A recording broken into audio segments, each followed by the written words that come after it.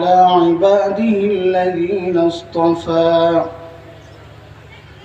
أما بعد فأعوذ بالله من الشيطان الرجيم بسم الله الرحمن الرحيم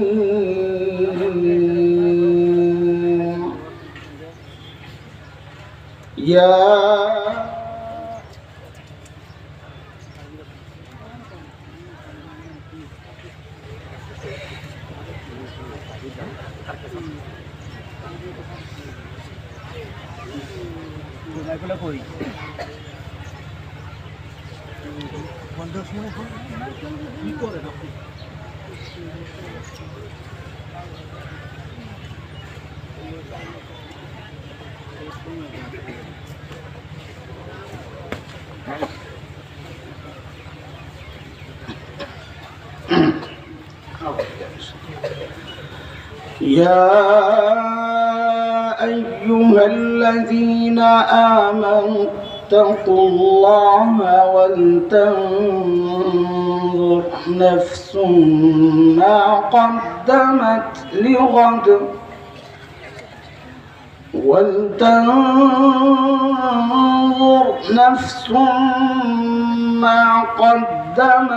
لغد واتقوا الله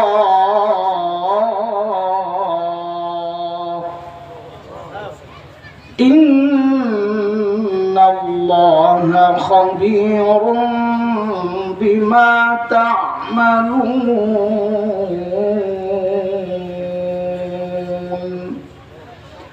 آمنت بالله صدق الله العلي العظيم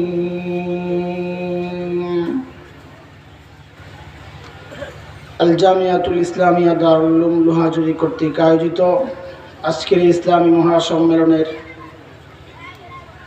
শেষ অধিবেশনের সম্মানিত সভাপতি,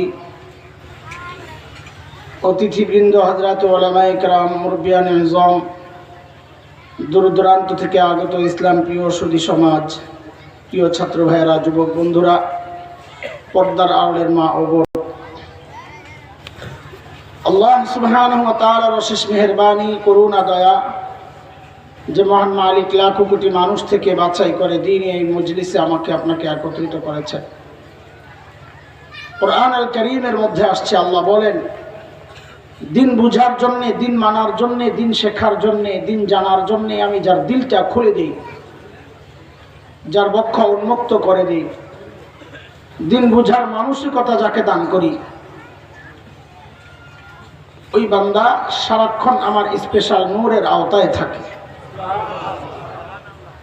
দুর্ভাগ্য তার জন্য যার দিল শক্ত, দিন বুঝে না, বুঝতেও চায় না। আল্লাহ তাআলা বলেন, এরা স্পষ্ট গুমরাহিতে নিমজ্জিত। সূরা জুমার আয়াত নম্বর 22 রব্বে কারীম এই কথাটা বলেছেন। মালিক বলেন, আফামান শারাহাল্লাহু সাদরাহু লিল ইসলাম ফাহুয়া আলা নূরিন মির রাব্বিহি فويل للقاسية قلوبهم من ذكر الله أولئك في ضلال مبين।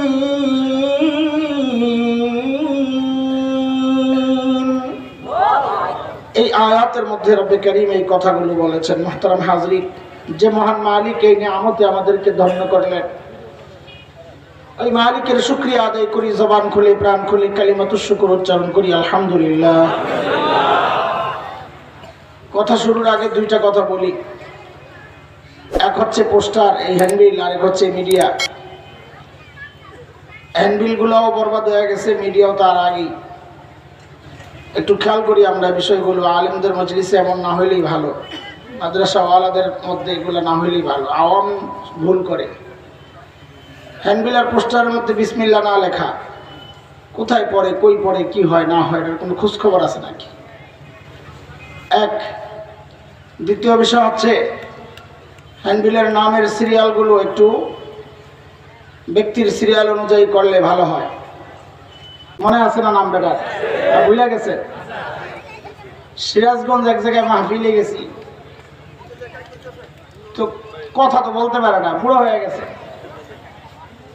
তা আমি বলি যে হুজুর আপনি আর এখন ওয়াজে কি জন্য আসেন? একটা কাজ করেন, আপনি যাওয়ার সময়, ওয়াজে যাওয়ার সময় আপনার পুরান কিছু ক্যাসেট লয়ে নেবেন। ক্যাসেট নিয়ে পাবলিকরে বলবেন এই কতক্ষণ আমারে দেখালো, বাড়ির যায় ক্যাসেট শুনে লইল। এই সিস্টেমে মাহফিল শুরু করেন আপনি। তা আপনারাও মাঝে মাঝে আমার দেখালো না, চুপচাপ শুনতে থাকেন। আয় আল্লাহ, বড় মুবারক সময় আমরা বসে আছি, দোয়া কবুলের সময়। আল্লাহ ওয়ালা বুজুর্গদের সোহবত, এই মাদ্রাসার মধ্যে নূর আছে, নূর আমি খুব অনুভব করি আলহামদুলিল্লাহ। দিনে প্রোগ্রাম করতে চাই না, কতজন আজকেও কতজন অনুরোধ করছে দিনে প্রোগ্রাম করলে আমাদের শারীরিকভাবে আমরা খুব প্রেসারে পড়ি, একটু আরাম করতে হয়, দিনে রাতে তো ডিউটি। কিন্তু এই মাদ্রাসার কথা শুনে আমি সাথে সাথে বলছি না, ওখানে যাওয়া দরকার, দিল টানে, দিল টানে, এই জন্যে আসছি। তো টাইমও মুবারক, জায়গাও মুবারক, মজলিসও মুবারক আলহামদুলিল্লাহ। এইবার আমরা যারা মুবারক আলী না, আমরা নিজেদেরকে এই মুবারকের বরকতে বরকতওয়ালা বানায় নিই, আল্লাহ কবুল করেন আমিন। সূরা হাশরের ছোট্ট একটা আয়াত তিলাওয়াত করেছি, যে আয়াত আল্লাহ সুবহানাহু ওয়া তাআলা আমাকে আপনাকে বড় মায়া করে ডাক দিয়ে বলছেন, ইয়া আইয়ুহাল্লাযীনা আমানু, ও ঈমানদারেরা। এই ডাকটা মালিকের বড় মায়ার ডাক। হযরত মুফতি শফি রহমাতুল্লাহ আলাইহি বলেছেন, আল্লাহ বান্দাকে কোরআনে ঈমানদারদেরকে দুই ভাবে ডেকেছেন। এক হচ্ছে ইয়া আইয়ুহাল্লাযীনা আমানু, ও ঈমানদারেরা। আরেক হচ্ছে ইয়া আইয়ুহান নাস, ও মানুষ। হযরত মুফতি শফি রহমাতুল্লাহ আলাইহি বলেন, এই দুই ডাকের মধ্যে অনেক পার্থক্য। কি পার্থক্য? বলে আমরা আমাদের সন্তানদেরকে ডাকার ক্ষেত্রেও এই পার্থক্য করি। আমরাও আমাদের সন্তানদেরকে দুই ভাবে ডাকি। কখনো নাম ধরে, আয় আব্দুল্লাহ, তখন আব্দুল্লাহ বুঝে যে বাবা হয়তো রেগে আছেন, ডাকের নমুনা ভালো না। আবার বাবা কখনো সন্তানকে, বাবা আর সন্তানের যে সম্পর্ক, ওই সম্পর্ক ধরে ডাক দিয়ে বলেন আব্বু, তো সন্তান বুঝে বাবা আমাকে মায়া করে ডাক দিয়েছে। ঠিক আল্লাহ তাআলা যখন ডাকেন ইয়া আইয়ুহান নাস, ও মানুষ, যেন আল্লাহ নাম ধরে ডাকলেন। আল্লাহ হয়তো রেগে আছে, কিন্তু আল্লাহর সাথে বান্দার যে সম্পর্ক, ঈমানের সম্পর্ক, ওই সম্পর্ক ধরে যখন আল্লাহ ডাক দিয়ে বলেন ও ঈমানদারেরা, তখন বুঝে নেওয়া যে আল্লাহ তাআলা আমাকে আপনাকে বড় মায়া করে ডাক দিয়েছেন। আমি যে আয়াত পড়েছি, আয়াত আল্লাহ মায়া করে ডাক দিয়ে কি বলছেন? ইয়া আইয়ুহাল্লাযীনা আমানুত্তাকুল্লাহ ওয়ালতানজুর নাফসুম মা কদ্দামাত লিগাদিন ওয়াত্তাকুল্লাহ।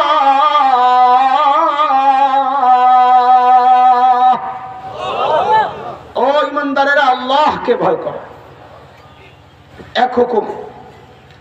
দ্বিতীয় হুকুম হচ্ছে ওয়ালতানজুর নাফসুম মা কদ্দামাত লিগাদ। প্রত্যেকটা মানুষের উচিত তার আখিরাত নিয়ে চিন্তা করা, আমার আখিরাতের পুঁজি কি, কামাই কি, সম্বল কি, মালিকের সামনে আমি কি পেশ করব, এই চিন্তা প্রত্যেকের করা উচিত। বলে চিন্তা করি বলেই তো এই মজলিসে আসছি। বিকালবেলা মানুষ ওয়াজ শুনতে আসে, দুপুরবেলা আখিরাতের চিন্তাই তো আসছেন নাকি? না নির্বাচনী কোনো প্রচারণা আছে, ভোট চাইতে আসছে নাকি আপনার কাছে? কিন্তু দোস্ত, আমাদের আখিরাতের চিন্তা আর ফিকির গুলো ঠিকঠাক হচ্ছে কিনা, যেমন দরকার, যতটুকু দরকার ঠিক তেমন হচ্ছে কিনা, না ঘাটতি আছে, ঘাপলা আছে, কেমনি বুঝবো? তো আল্লাহ সুবহানাহু ওয়া তাআলা আমাদের উপর দয়া আর ইহসান, অনুগ্রহ করেছেন যে আল্লাহ তাআলা আমাদের সামনে মডেল রাখছেন, মডেল, নমুনা, যে তুমি তোমার ঈমানকে সাহাবীদের ঈমানের সাথে মিলাও। যদি মিলে যায় তো ঈমান ঠিক আছে, না মিললে ঠিক করে নাও। কার কথা? আল্লাহ বলেন فإن آمنوا بمثل ما آمنتم به فقد اهتدوا وإن تولوا فإنما هم في شقاق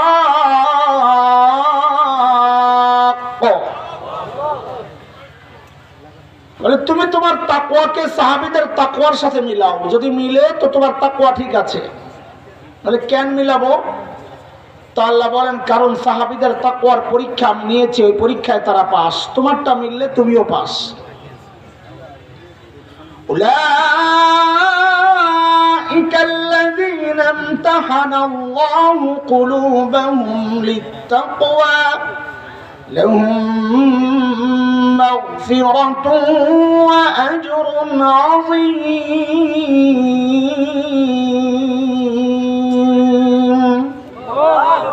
বলে আল্লাহ মিললে আমাদেরকে কি দিবেন? যদি সাহাবীদের সাথে মিলাই কি দিবেন? তো আল্লাহ সূরা তাওবার এক আয়াতে বলছেন, এ বান্দা কি পাইবা জানো? যদি তাদের মতো হয়ে যায় তো তাদের উপর আমি রাজি ছিলাম, যেমন তারা আমার উপর রাজি ছিল, আমি তোমাদের উপরও রাজি হয়ে যাব। তাদের জন্য জান্নাত বানায় রাখছিলাম, তো তোমাদের জন্য আমি জান্নাত বানায় রাখব। মালিক বলেন والسابقون الأولون من المهاجرين والأنصار والذين اتبعوهم بإحسان رضي الله عنهم ورضوا عنه وأعد لهم جنات تجري تحتها الأنهار خالدين فيها أبدا ذلك الفوز العظيم কাজে আমাদের আমলকে কাদের সাথে মিলাইতে হবে বলেন? এখন দুরূদ শরীফ আপনি দাঁড়ায় পড়বেন না, বৈশা লাফায়া পড়বেন না, শুয়া, আপনার ব্যাপার। আমি ফতোয়া দিয়ে বিপদে পড়ব না।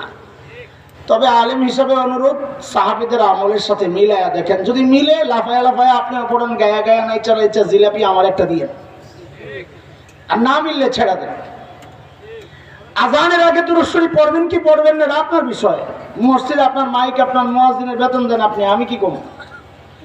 আলেম হিসাবে অনুরোধ, আপনি আপনার এই আমলকে সাহাবীদের আমলের সাথে মিলায়া দেখেন, যদি মিলে করেন, না মিললে ছাড়েন, হিসাব সোজা।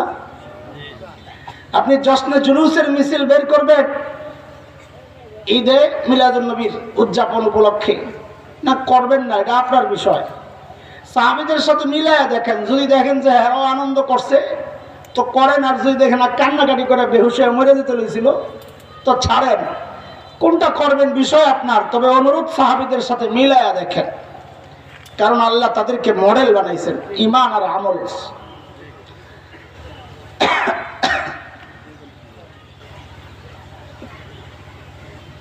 হ্যাঁ, সাহাবীদের সাথে আমাদের হুবহু মিলবে না, এটাও মাথায় রাখা।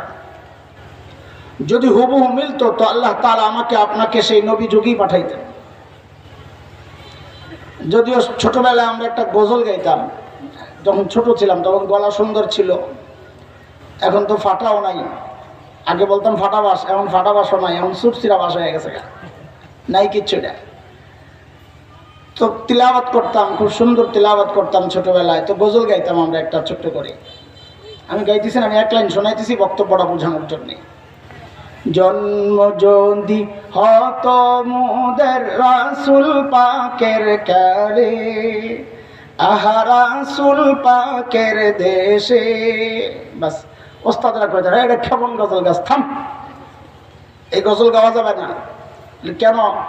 বলে জন্ম যদি হতো মোদের রসুল পাকের কালে। আরে কোন যুগে জন্ম নিলে তোর জন্য ভালো, এটা তুই জানোস না, আল্লাহ জানে।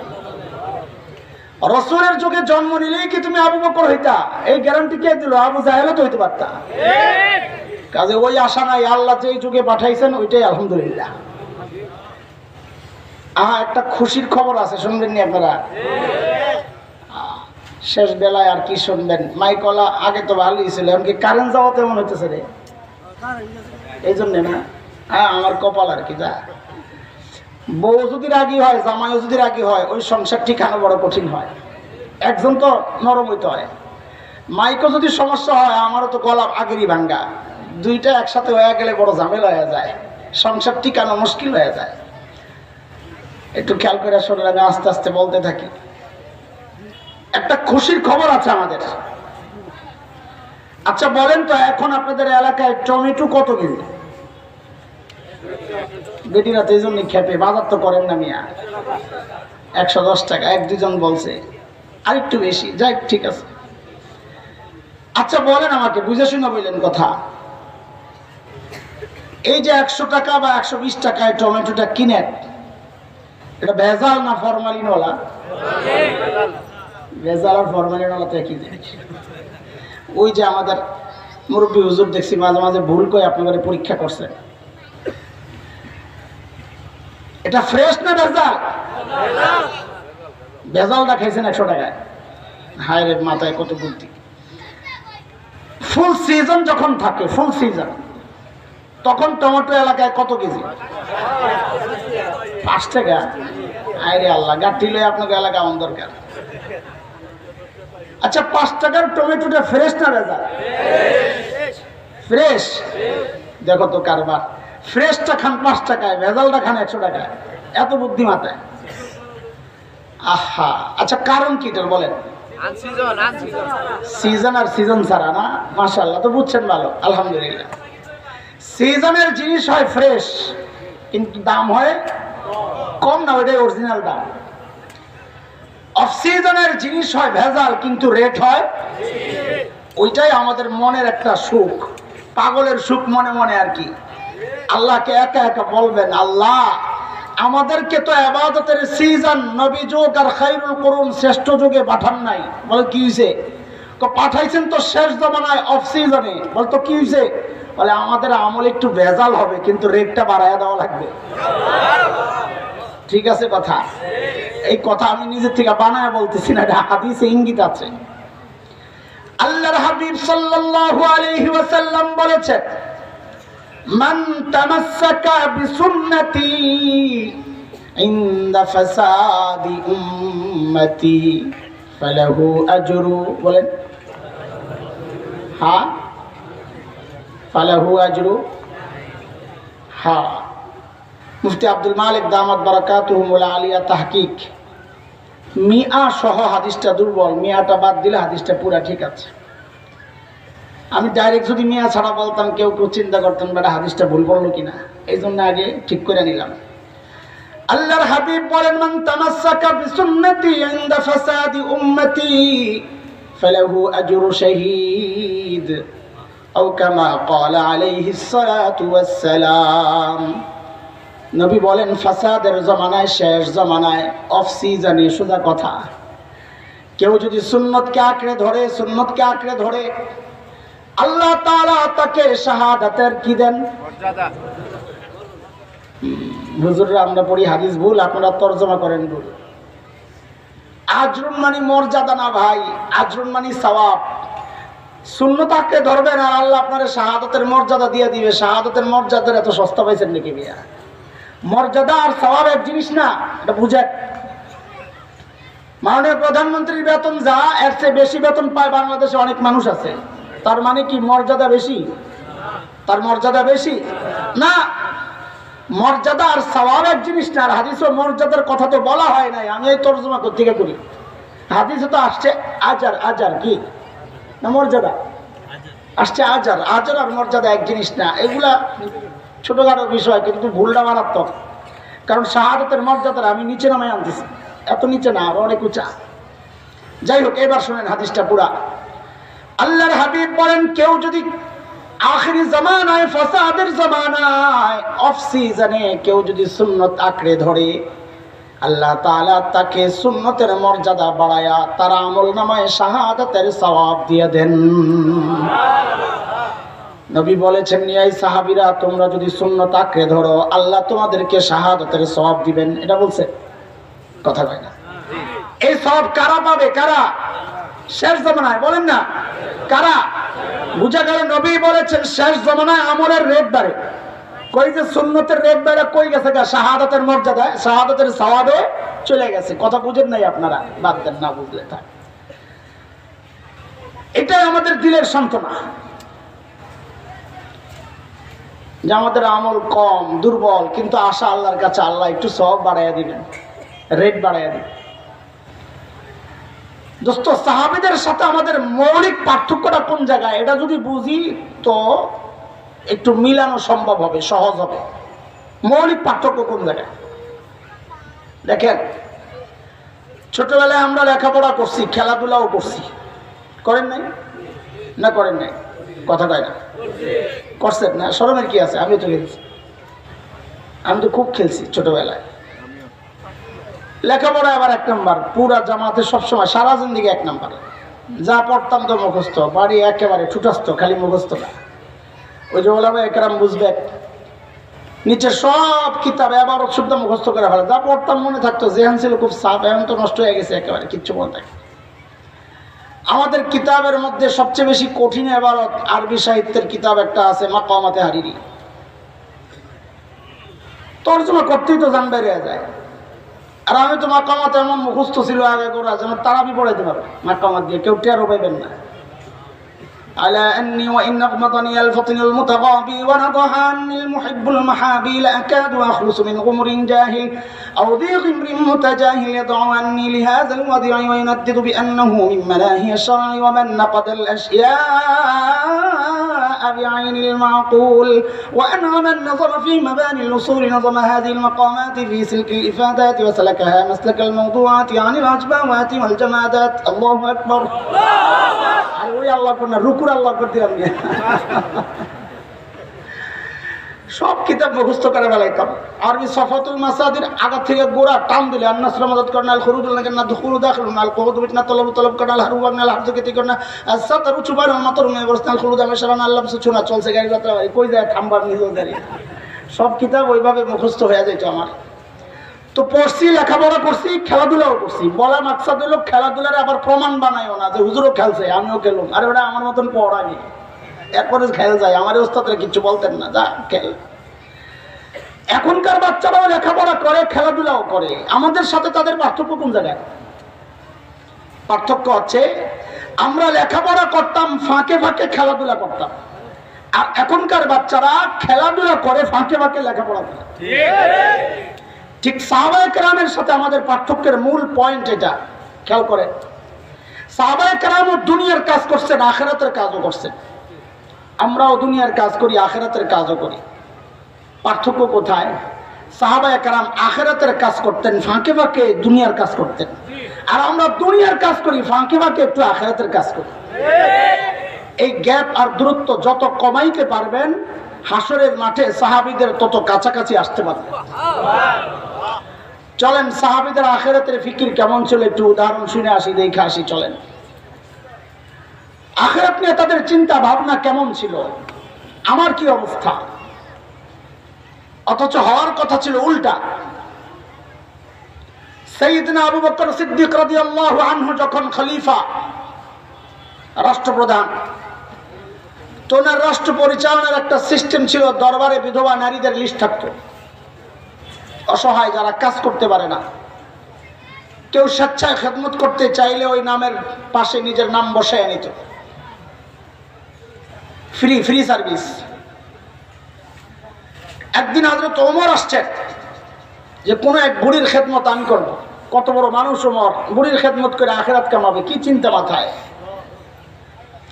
নাম খুঁজে পান না, খুঁজতে খুঁজতে একটা নাম পাইছে চিপা দিয়া। ওই নামের পাশে কারো নাম নাই, আনমার্কড। ওই নাম ধরে, ঠিকানা ধরে, পরদিন হযরত ওমর বুড়ির বাড়িতে ফজরের পরপর যায় হাজির। কখন বলেন? চিল্লায় কর, সবাই বলেন। চিল্লায় মানে সবাই বলেন। এই যে প্রশ্ন করতেছি, আমার মতলব আছে। প্রশ্ন করা বললে মনোযোগ আসে, এটা কোরআন আর হাদিসের সিস্টেম। গুরুত্বপূর্ণ কিছু বলার আগে এরকম শ্রোতাকে কান খাড়া করতে হয়। হযরত মুআজ এক বর্ণনায় বলেন যে নবীর সাথে আমি একই বাহনের মধ্যে ছিলাম, কুনতু রাদিফা, একই বাহনের পিছনে, ওই হুন্ডার মধ্যে পিছনে থাকে না। নবী আলাইহিস সালাম আমাকে ডাক দিলেন, ইয়া মুআজ, ও মুআজ। হযরত মুআজ বলেন আমি জবাব দিলাম লাব্বাইকা ওয়া সাদাইকা ইয়া রাসূলুল্লাহ, আমি হাজির। নবী আবার ডাকলেন, আমি আবার জবাব দিলাম। নবী আবার ডাকলেন, আমি আবার জবাব দিলাম। হযরত মুআজ বলেন এই তোমরা এমনটা মনে করো না যে আমার জবাব নবী শুনতেছেন না। লাইসা বাইনি ওয়া বাইনাহু ইল্লা মুখারাতার রাহিল, নবীর থেকে আমি বেশি দূরে না, আমার আর নবীর মাঝখানে খালি একটা কাঠ। মুখারা বলা হয় বাহনের মধ্যে যে কাঠটা বসায়, সামনের ব্যক্তি হেলান দেয়, পিছনের ব্যক্তি ধরে, ওটার মধ্যে বসায়। নবী আর আমার মাঝখানে খালি একটা কাঠ, মুখারা। তার মানে নবী ইচ্ছা করে আমাকে বারবার ডাকতেছেন যেন মনোযোগ দিই। কোরআনেরও তরিকা এটা। আল্লাহ কারিয়া সম্পর্কে জানাবেন তো আল্লাহ বলতেছেন আল কারিয়া মাল কারিয়া ওয়া মা আদরাকা মাল কারিয়া। কারিয়া, কারিয়া কি? কারিয়া চিনেননি আপনি? তো এত কথার দরকার কি? একবারে বললেই তো হয় কারিয়া কারে। নবীর কান খাড়া করতেছেন আল্লাহ তাআলা, মনোযোগ দিয়ে শোনেন। নবীর মনোযোগ ছিল না? ছিল। নবীর মাধ্যমে আমাদেরকে শোনাইতেছে। বলেন হযরত ওমর বুড়ির বাড়িতে কখন গেছে? কথাটা এই জন্য জিজ্ঞেস করলাম যে গুরুত্বপূর্ণ শোনেন। কারণ সাহাবায়ে কেরাম দিনের কাজ শুরু করতেন ফজরের পর পর, সকালে। নবী আলাইহিস সালাম যারা সকালে কাজ করেন তাদের জন্য বরকতের দোয়া করছেন। বিখ্যাত আলিম শেখ ইবনুল কাইয়িম রাহমাতুল্লাহি আলাইহি জাদুল মাআদে আসছে, হযরত বলেন সকালে যদি কেউ ঘুমায় তার ঘর থেকে জিন্দেগিতে অভাব দূর হবে না। এইবার মুড়ো দিয়া, কম্বল মুড়ো দিয়া শীতাইতেছে, ঘুমায় দেখেন, আর বিকালবেলা হুজুরের কাছে আসেন, হুজুর একটা তাবিজ দেন, ব্যবসা বাণিজ্য খারাপ। পরদিন সকাল সাইয়েদনা ওমর ইবনুল খাত্তাব বুড়ির দরজা নক করে বলে মারে আপনার ঘরের কাজগুলো করার জন্য আমি ওমর ইবনুল খাত্তাব হাজির। বুড়ি ভেতর থেকে জবাব দেন বাবারে প্রতিদিন যে আল্লাহর বান্দা আমার ঘরের কাজগুলো করেন তিনি ইতিমধ্যেই কাজ করে চলে গেছেন। হযরত ওমর চিন্তা করলেন তাইলে আমাকে আরো আগে আসা লাগবে। ওই চিন্তায় সাইয়েদনা ওমর ইবনুল খাত্তাব পরদিন তাহাজ্জুদের ওয়াক্ত বুড়ির দরজা নক করে বলে মারে আপনার ঘরের কাজগুলো করার জন্য আমি ওমর ইবনুল খাত্তাব হাজির। হযরত ওমরকে অবাক করে বুড়ি আজকেও জবাব দিচ্ছেন বাবারে প্রতিদিন যেই আল্লাহর বান্দা আমার ঘরের কাজগুলো করেন তিনি ইতিমধ্যেই কাজ করে চলে গেছেন। কখন? বলেন বলেন। তাহাজ্জুদের সময় ছিলেন না আপনারা? কখন? 3টার আগে। মাইক দাও দরকার দেয় না, শেষ রাত্র। আচ্ছা একতলাফ আছে, বুঝা গেছে। খালি হুজুররা একতলাফ করেন, আপনাকেও আছে। এটা তো মুফতি সাহেবরা বলবেন। আমার ডিজিটাল মৌলবী আমার কাছে আরেকটা ব্যাখ্যা আছে। এই যুগের পোলাপাই ফেসবুক আর ইন্টারনেট আর ইউটিউব বন্ধ করে যখন ঘুমাইতে যায় ওটা হলো তাহাজ্জুদের ওয়াক্ত। গজব আইব না কেন? আবার হাসস বেহায়াগি শরম নাই। গজব তো এই জন্যই আসে, রাতে যারা চুরি করতো এখন বাজার এখন বড় খারাপ। কেন? যেই ঘরে চুরি করতে যায় দরজা জানালার চিপা দিয়া যখন দেখে ঘুমাইছিনি মানুষটা, দেখে কোনো না কোনো আল্লাহর বান্দা আসমানের দিকে মনোযোগ দিয়ে শুয়ে নিছে, শুয়ে শুয়ে দোয়া করে না। লা হাওলা ওয়ালা কুওয়াতা। এইবার যায় হযরত ওমরের টনক নড়ছে, কিরে এত রাতে কে কাজ করতে আসে? হযরত ওমর চিন্তা করলেন আমার কাজের দরকার নাই, আগে বুজুর্গ বাড়ি করা লাগবে, কে আল্লাহর বান্দা এই গভীর রাতে কে কাজ করতে আসে। পরদিন হযরত ওমর ইশার নামাজের পর বুড়ির বাড়ির দরজার সামনে এক ঝোপের আড়ালে চুপচাপ বসে আছেন। দেখবেন এত রাতে কে কাজ করার জন্য আসে। গভীর রাত হযরত ওমর লক্ষ্য করলেন এক আল্লাহর বান্দা খালি পায়ে চোরের মতো পা টিপে টিপে আস্তে আস্তে আগাইতেছে। ওমর রেডি, আসেন আপনি দেখি কেনা। যেই না কাছে আসছে ওমর দাঁড়ায় গেছেন। কে আপনি? বাপরে ওমরের যে আওয়াজ, মানুষটাও একা, রাতও গভীর। এমন কোন সিচুয়েশনে আমি যদি পড়তাম, হঠাৎ কেউ দাঁড়ায় যদি বলতো হাই কে, আমার তো কাপড় চোপড় নষ্ট হয়ে যেত। হযরত ওমরের আওয়াজে ওই ব্যক্তি ভয় পাবেন থাক দূরের কথা, উল্টা ওমর যাকে দেখলেন নিজেই চমকায়া গেছেন। দেখেন ইনি আর কেউ না, খলিফাতুল মুসলিমিন আবু বকর সিদ্দিক রাদিয়াল্লাহু আনহু। আবু বকর। ওমর অবাক হয়ে গেছেন, আবু বকর আপনি? এই কি কারবার? পায়ের দিকে তাকায় দেখে জুতা নাই। ওমর ধরছেন। ওমর আবু বকরের বড় মহব্বত করতেন, এমনি লাইগা থাকতেন আর কি। লাগা মানে আবার চেয়ারবিনির লাগা না, কাছে আমলকে বেশি করতে পারে ওই লাগা। ওমর ধরছেন, আবু বকর জুতা নাই কেন দোস্ত? আহারে আবু বকর কি জবাব দেন? ওমর, জুতা পড়লে আওয়াজ হয়, মানুষ জেনে যায়, মানুষের ঘুম নষ্ট হয়, দরকার কি? আমি তো কেবল আমার মালিককে জানাতে চাই। ঠিক আছে, বুঝলাম। তো আপনি আসছেন কেন এই কাজগুলো করার জন্য? আমরা নাই ভাই, সারাদিন প্রশাসনিক কাজে ব্যস্ত থাকেন, এই কাজগুলো করার জন্য আমরা কি নাই? আমরা মরে গেছি। সাইয়েদনা আবু বকর কি জবাব দিলেন দোস্ত? এই জবাবটাই আমার বয়ান, এক কথা, এটাই বয়ান। কিন্তু জবাবটা এখনই দিচ্ছি না, এখনই শোনাচ্ছি না। কেন? কারণ জবাবটার ওজন কত এটা বুঝতে হলে আগে আবু বকরের ওজন সম্পর্কে জানতে হবে। কারণ ব্যক্তির ওজনের কারণে কথার ওজন উঠানামা করে। উদাহরণ বুঝেন, কটিয়াদি বাজারে আপনার এক পরিচিত ভিক্ষুক আপনারে বলল, কালকে দেখা করিস, তোরে খুশি করে দেবো। আপনি মনে মনে হাসবেন, নিজে খাইতে পায় না আবার আমারে খুশি করবে।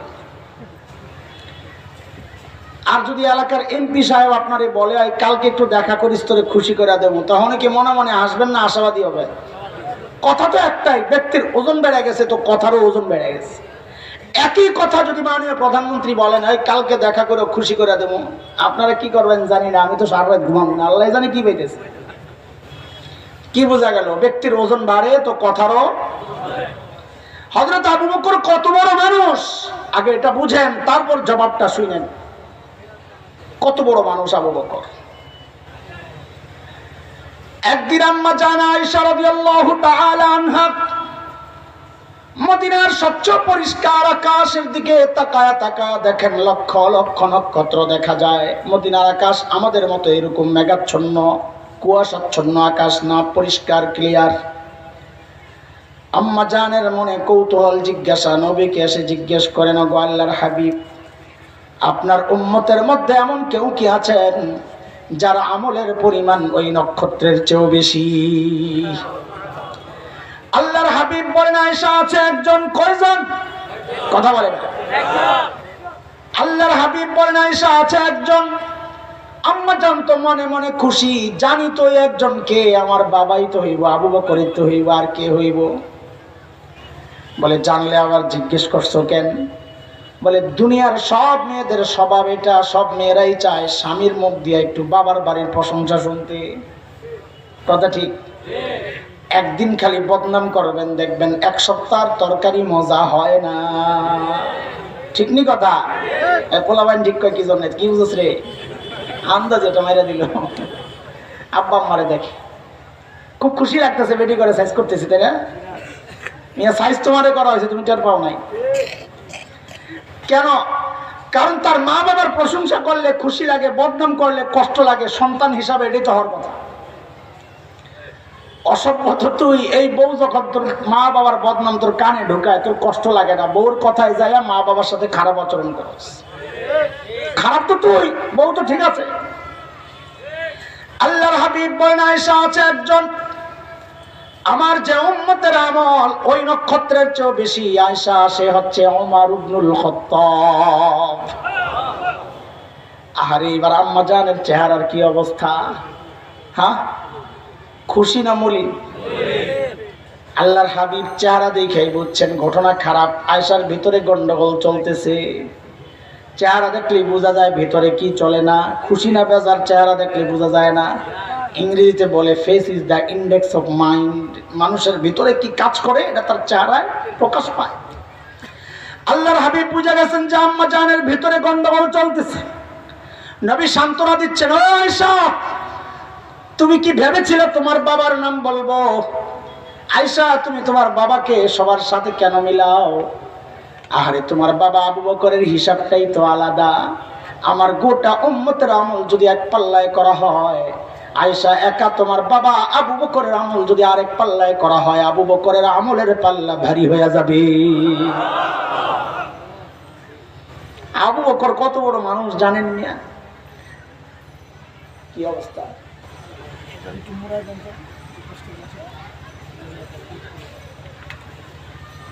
শেষে মুসিবত না পড়ি আবার। এমনি তো স্টার্টটা স্লো হয়ে গেছে নানান কারণে। হযরত ওমর একদিন আসছেন আবু বকরের কাছে, খুব মনোযোগ দিয়ে শোনেন। আয়সা বলেন, দোস্ত আপনার সাথে একটা লেনদেন করতে চাই। লেনদেন?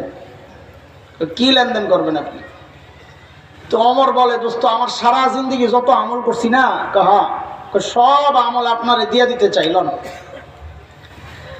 আবু বকর পড়ছেন ভালো চিন্তায়, কি রে ওমর এত ভালো মানুষ, সারা জীবন উনি আমার সাথে আমল নিয়ে করলেন ঠেলা ঠেলি, আমি বলে সব দিয়ে দিবেন, আর এনে কোনো গোমর আছে?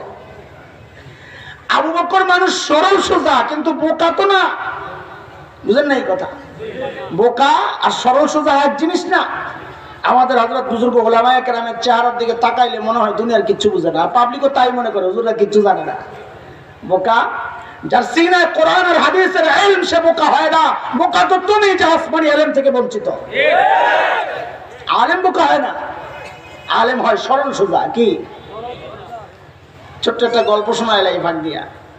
আমাদের মুফতি দেলোয়ার সাহেব হুজুর শোনাইছেন, রেওয়ায়াত একদম পুরা মুত্তাসিল, কোনো ভুল নাই, ঝামেলা নাই। আমাদের একজন বড় মুফাসসির ছিলেন আল্লামা মুস্তাফা আল হুসাইনি রাহমাতুল্লাহি আলাইহি, মনে আছে নি আপনাদের? আমাদের মতো তো ভুমবান তো ছিল না, হুজুরের সাদা সিধা মানুষ, অলিপুরি সাহেব হুজুর এই যে সাদা সিধা মানুষ। মাহফিল শেষে এক হোটেলে রাত্রে বসতেন খাইতে, হাইওয়ের পাশে। পাশের টেবিলে এক ভদ্রলোক বসে বসে চা খায়। কি খায়? তো হুজুর সুন্নত তরিকায় প্লেটটা চেটে চুটে একটা হাত দিছিল, বৈশা বৈশা চাবাইতেছে।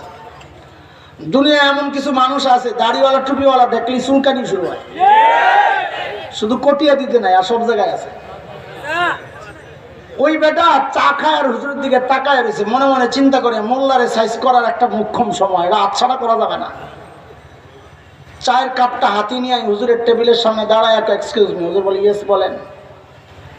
ওই যে হুজুর যে হাড্ডি খাইতেছে, বদমাইশ জিজ্ঞাসা করে, হুজুর আপনাকে এলাকায় কুকুরে কি খায়? দেখছেন নি কারণ? ওই যে হুজুর হাড্ডি খাইতেছে না, বদমাইশ হুজুরের কুত্তার দিকে ইঙ্গিত করছে। অসভ্য মনে করছে ব্যাককল হুজুর এই প্রশ্ন শুই না, দুঃখে কষ্টে কাঁদতে কাঁদতে বেহুশ হয়ে যাবো না। কিন্তু হুজুর যে কত বড় পণ্ডিত তো জানে না। যে জিজ্ঞেস করছে আপনার এলাকায় কুকুরে কি খায়, হুজুর আর ওর দিকে তাকায় না, অন্যদিকে তাকায় আর হাড্ডি চাবায় আসতে করে কয়, আমগো এলাকায় কুত্তায় চা খায়।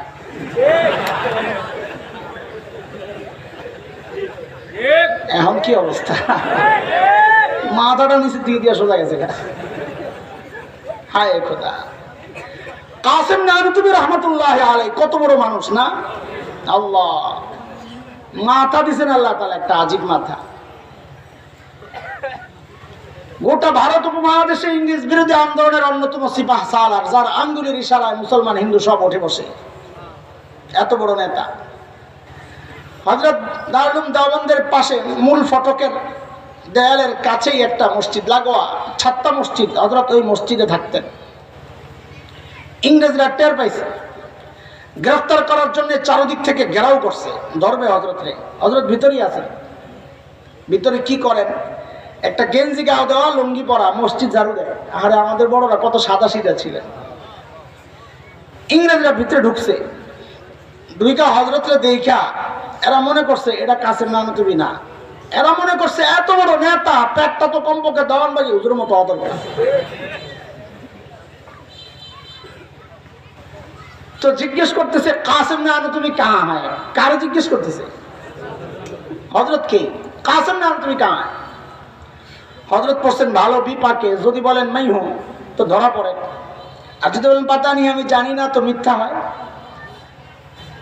আরে কাসেম নানুতুবির আল্লাহটা মাথা দিছিলেন, উনি উপস্থিত জবাব দেওয়ার ক্ষেত্রে ওনার কোনো জুড়ি ছিল না। মোনাজারার বহসে বিপক্ষ এমন জবাব পায় একদম ঠাস, জাগাত ব্রেক। এক হিন্দু পণ্ডিতের সাথে মোনাজারা, টকশো।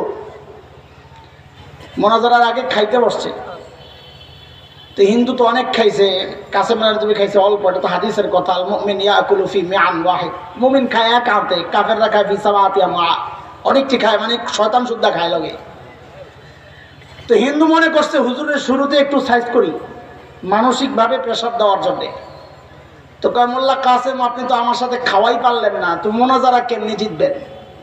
কাসেম নানুতুবি মাথা আল্লাহ কত বুদ্ধি দিছে, দেরি করেন না, আস্তে করে কয়, ভাই খানা নিয়ে যদি প্রতিযোগিতা করতে হয় তা আমার সাথে না যাইয়া মহিষের সাথে করে। বেশি খাওয়া এটা কি মানুষের সিবত নাকি এটা গরু ছাগলের সিবত? ইংরেজরা যাই জিজ্ঞেস করছে কাসেম নানু তুমি কাহা হ্যাঁ, কাসেম নানু তুমি করছেন কি জায়গা যেখানে দাঁড়ায় আছিলেন ঝাড়ুটা লইয়া ওখান থেকে সইরা এই জায়গায় আসছেন, তো আগের জায়গাটা ফাঁকা হয়েছে না? এমন একটা ভাব হয়েছে যে কথাটা বুঝতে দেরি হয়েছে। কাহা কি আবার? ও আচ্ছা কাসেম নানু তুমি, আচ্ছা ও তো আপনি হাতে, ও তো একটু আগে এখানেই ছিল, তো কথা তো মিথ্যা না, একটু আগে তো এখানেই ছিল, এখন তো সইরা এই জায়গায় আছে। ইংরেজরা মনে করছে একটু আগে এখানেই ছিল, এখন বুঝি পালায় গেছে। আচ্ছা বাদ দে, কয়টা শুনবি আর টাইম নাই। আবু বকরেরই একটা শোন, এই শোন মানে পিচ্ছিরা মুরব্বীরা কয় না আর আঙ্গুরি তুই করে গেছে বেটায় লাহাউলা কোথায়। সূরা লাহাব যখন নাজিল হয়েছে ওই সূরায় আসছে আবু লাহাবের বউয়ের কথা, তোরাও সাইজ করাইবো আয়। উম্মে জামিল বিনতে হারব ইবনে উমাইয়া, আবু লাহাবের বউ, বেটি যখন শুনছে আমার বিরুদ্ধে সূরা নাজিল হয়েছে, পাথর একটা লইছে নবীকে মারবে, কাবার দিকে আসতেছে। সাইয়েদনা আবু বকর দেখছেন উম্মে জামিল আসতেছে, আবু বকর বুঝছেন বেটির নমুনা ভালো না, নবীর কানে কানে আস্তে আস্তে বলতেছেন ইয়া রাসূলুল্লাহ উম্মে জামিল আসতেছে, ভাবসাব বেশি ভালো না। নবী বলেন আবু বকর আপনি চিন্তা করেন না, উম্মে জামিলরে আসতে দেন, ও আমারে দেখবি না কেন?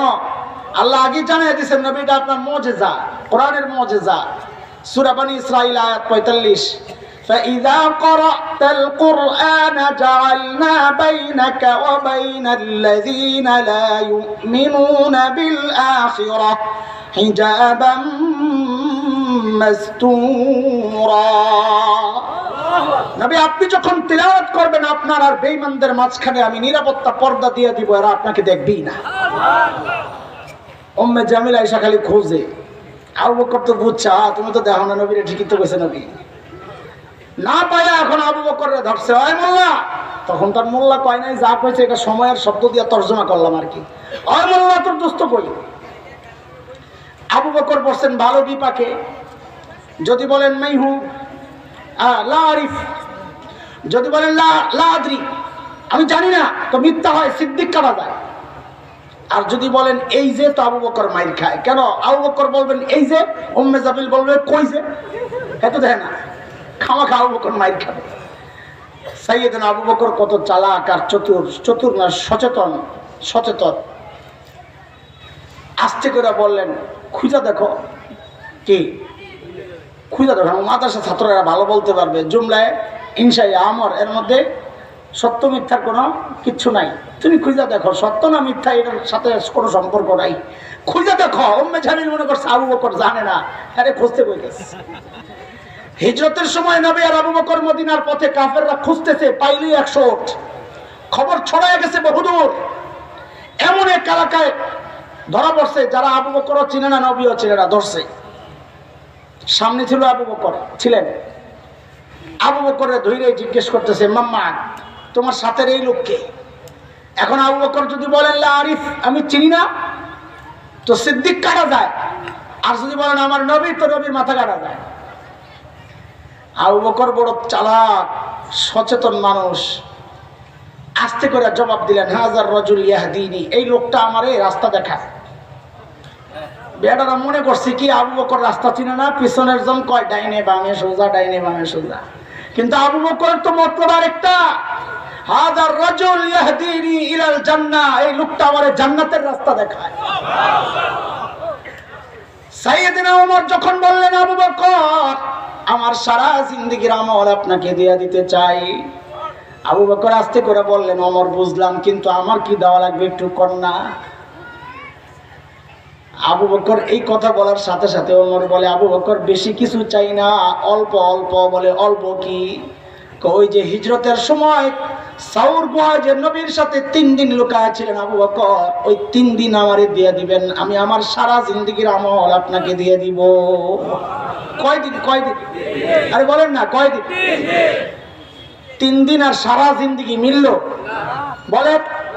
আবু বকর 3 দিনে এমন কি আমল করছেন যে ওমর সারা জিন্দেগির আমল দিতে চান? বোঝা গেল এখানে কোনো গুমর আছে। সাইয়েদনা ওমর কি বুঝলেন গুমর? চলেন একটু গুমর খুলি।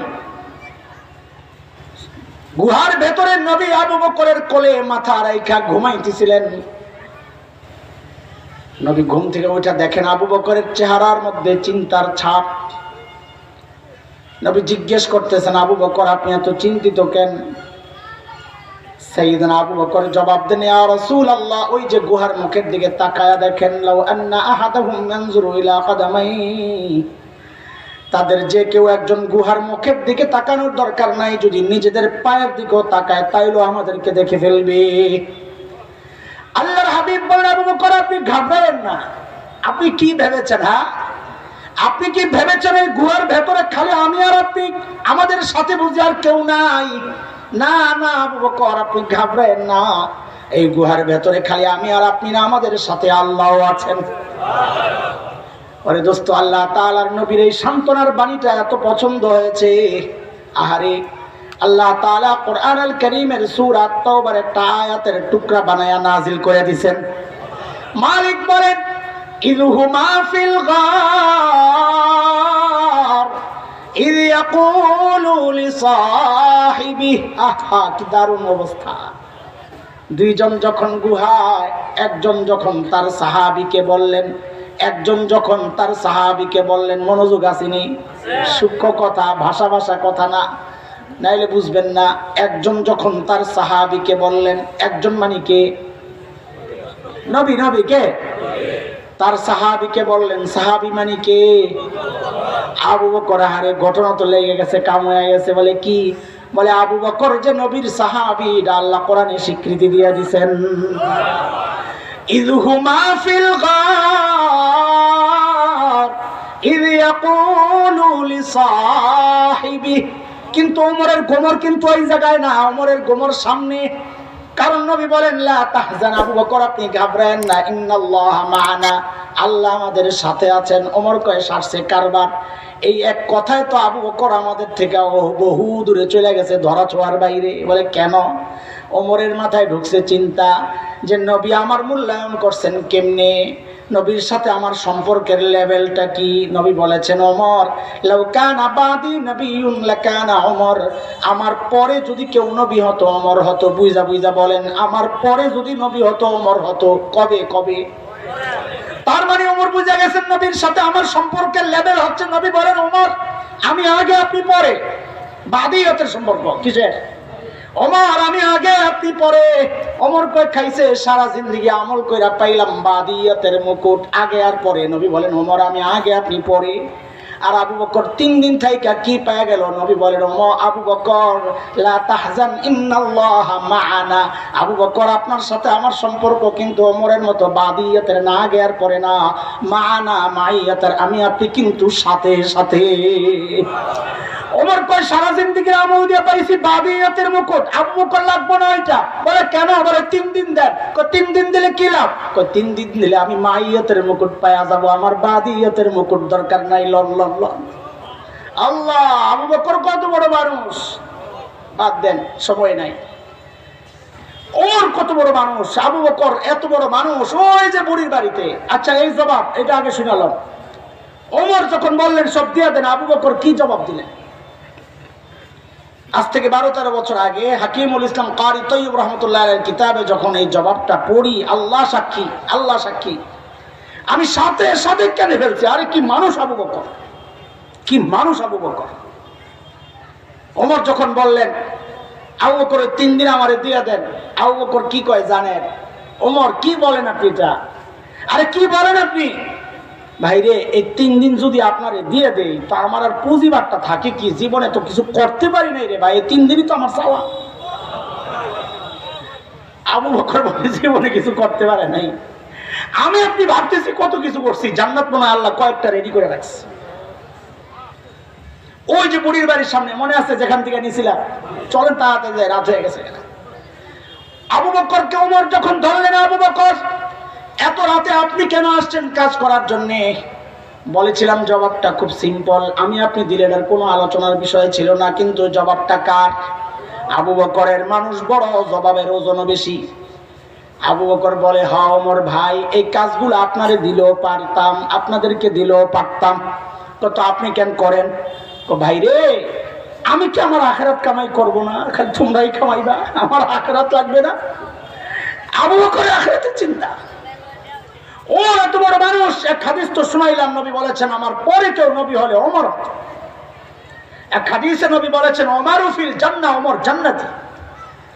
আমি আপনি হকের উপর চললে বলা হয় লোকটা হকপন্থী। ওমর সম্পর্কে নবী বলেছেন উল্টা, দারাল হাক্কু হাইসু দারা, ওমর যেদিকে যায় হক তার পেছনে পেছনে যায়। জান্নাত থেকে নবী যখন ঘুরে আসছেন, ওমরের বাড়িটা জান্নাতে দেখে আসছেন, নবী দুনিয়া এসে আনন্দ আর উচ্ছ্বাস প্রকাশ করতেছেন। আরে কি যে সুন্দর বাড়ি ওমরের, আহ আহ, আমার মনটা চাইছিল একটু ভিতরে ঢুকি, না জানি ভেতরটা কত সুন্দর, কিন্তু ঢুকি নাই। কেন? বাপরে, ওমরের যে গায়রত, আত্মমর্যাদা বোধ, প্রেস্টিজ, ওমর যদি মাইন্ড করে, কারণ কারো ঘরে তো অনুমতি ছাড়া ঢুকা নিষেধ। সূরা নূরে আসছে না, ইয়া আইয়ুহাল্লাযীনা আমানু লা তাদখুলু বুয়ুতান গায়রা বুয়ুতিকুম হাত্তা তাস্তানিসু ওয়া তুসাল্লিমু আলা আহলিহা। কারো ঘরে তো অনুমতি ছাড়া ঢুকা নিষেধ। নবী বলেন এজন্য আমি ঢুকি নাই, ওমর যদি মাইন্ড করে। হযরত ওমর হাকিমুল হযরত মুফতি তাকি উসমানী দামাত বারাকাতুহুম শাইখুল ইসলাম এই ঘটনা লেখার সময় কি সুন্দর করে লেখেন জানেন? আরে হযরত ওমর হাউমাউ করে কান্না শুরু করছে, হাউমাউ করে কান্না শুরু করছে। আবিকা কিন্তু ইয়া রাসূলুল্লাহ, আপনার সাথে আমার আত্মমর্যাদা বোধ, কেন একটু ঢুকলেন না আমার ঘরে, কেন একটু ঢুকলেন না? এত বড় মানুষ ওমর, অথচ আখিরাতের ভয় আর ফিকির কলিজায় কিভাবে ঢুকছে। মৃত্যুর সময় জীবন সায়ান্নে হযরত ওমর আবু লুলু মাজুসির ছেলে বিষাক্ত খঞ্জর দিয়ে হযরত ওমরের পেটের মধ্যে যখন চালায়, নারী বুড়ি বের হয়ে গেছে, কাপড় দিয়ে পেঁচায় হযরত ওমরকে শোয়া দেওয়া হয়েছে। হযরত ওমর বেহুশ, একজনের কোলে মাথা, একটু হুশ ফিরছে তো নামাজের খবর লইছেন। দরজার কাছে এক ছেলে দাঁড়ানো, তার কাপড় ছিল টাকনোর নিচে। ওমর দিনের ব্যাপারে কতটা সিরিয়াস ছিলেন, নিজের এই অবস্থা, এর মধ্যে ডাক দিয়েছে, ওই কাপড় উপরের দিকে ওঠা। এরপর কি করলেন হযরত ওমর? নিজের মাথাটাকে নিয়ে জমিনের উপর রাখলেন। হযরত ওমর মাথা জমিনের উপর রাখলেন, রাইখা এই গালগুলো মাটির সাথে ঘষেন আর কান্দেন, ঘষেন আর কান্দেন, আর বলেন ওয়াইলুল লাকা ইয়া ওমর ইন লাম ইয়াগফির লাকা রাব্বুক। ওমর, তোমার রব যদি তোমাকে ক্ষমা না করে, তোমার জন্য ভয়ঙ্কর বিপদ কিন্তু অপেক্ষা করতেছে। এত বড় মানুষ ওমরের চিন্তা। আবু বকর এত বড় মানুষ, অথচ দূরে নির্জনে চলে যেতেন আবু বকর, আর একা একা যায় চিৎকার করে করে কাঁদতেন আর বলতেন, ইবনে আবি কুহাফা, ও আবু কুহাফার বেটা, তুই মানুষ কেন হইলি রে? তুই মানুষ কেন হইলি? এখন আল্লাহর আদালতে কেমনে জবাব দিবি তুই? আবু বকর কাঁদতেন, গাছ দেখলেই কাঁদতেন আবু বকর, গাছ দেখলেই কাঁদতেন আর বলতেন, ইয়া লাইতানি কুনতু ওয়ারাকা মিনাশ শাজারা তুদাত ফাতুকাল। হায়, মানুষ না হয়ে যদি গাছের পাতা হইতাম তো জীবজন্তু আমারে চাবায়া চাবায়া খায়া ফেলতো। আমার